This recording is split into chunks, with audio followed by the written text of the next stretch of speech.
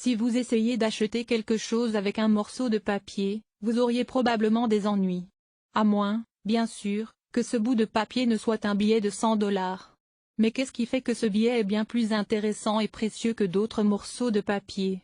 Après tout, vous ne pouvez pas faire grand-chose avec. Vous ne pouvez pas le manger. Vous ne pouvez rien construire avec. Et le brûler est d'ailleurs illégal. Alors en quoi est-il important? Bien sûr, vous connaissez sans doute la réponse.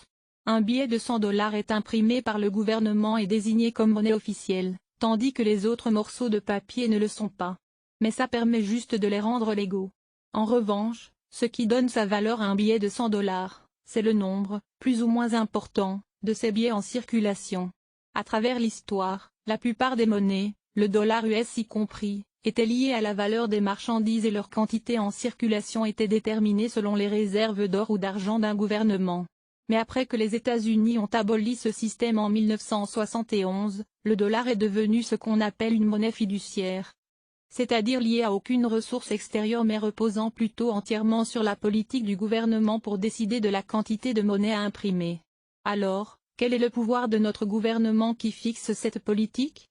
L'exécutif, le législatif, ou le judiciaire? La réponse a de quoi surprendre, aucun d'entre eux.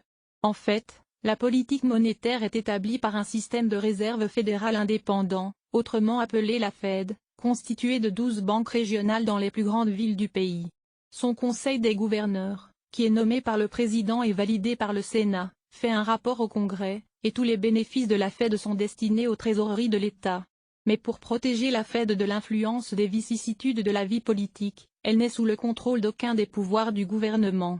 Alors pourquoi la Fed ne choisit-elle pas simplement d'imprimer des billets de 100 $ à l'infini pour que tout le monde soit content et riche? Eh bien, parce qu'alors, les billets n'auraient plus aucune valeur. Réfléchissez au but de la monnaie, qui est d'être échangée contre des biens et des services. Si le montant total de monnaie en circulation augmente plus vite que la valeur totale des biens et des services dans l'économie, alors chaque billet pourra permettre d'acheter une portion plus petite de ces choses qu'auparavant. On appelle ça l'inflation. D'un autre côté, si l'apport d'argent reste le même, tandis que plus de biens et de services sont produits, la valeur de chaque dollar augmenterait dans un processus qu'on appelle déflation. Alors lequel est le pire?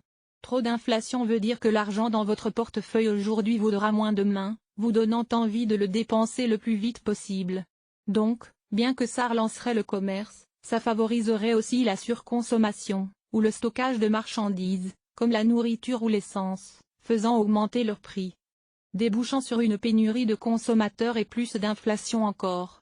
Mais la déflation donnerait aux gens l'envie de garder leur argent, et une baisse de la consommation réduirait les bénéfices des entreprises, provoquant plus de chômage et une réduction plus importante des dépenses, poussant l'économie à se contracter davantage. La plupart des économistes estiment, bien qu'un excès d'un côté ou de l'autre soit dangereux, qu'une inflation faible et constante est nécessaire pour stimuler la croissance économique. La Fed utilise de vastes quantités de données économiques pour déterminer quelle quantité de monnaie doit être en circulation, y compris les taux d'inflation précédents, les tendances internationales, et le taux de chômage. Comme dans le conte de boucle d'or, ils ont besoin de trouver le parfait équilibre afin de relancer la croissance et de maintenir le plein emploi, sans laisser l'inflation atteindre des niveaux perturbateurs. La Fed détermine non seulement combien vaut ce papier dans votre portefeuille mais aussi vos chances de trouver ou de garder ce travail où vous gagnez cet argent.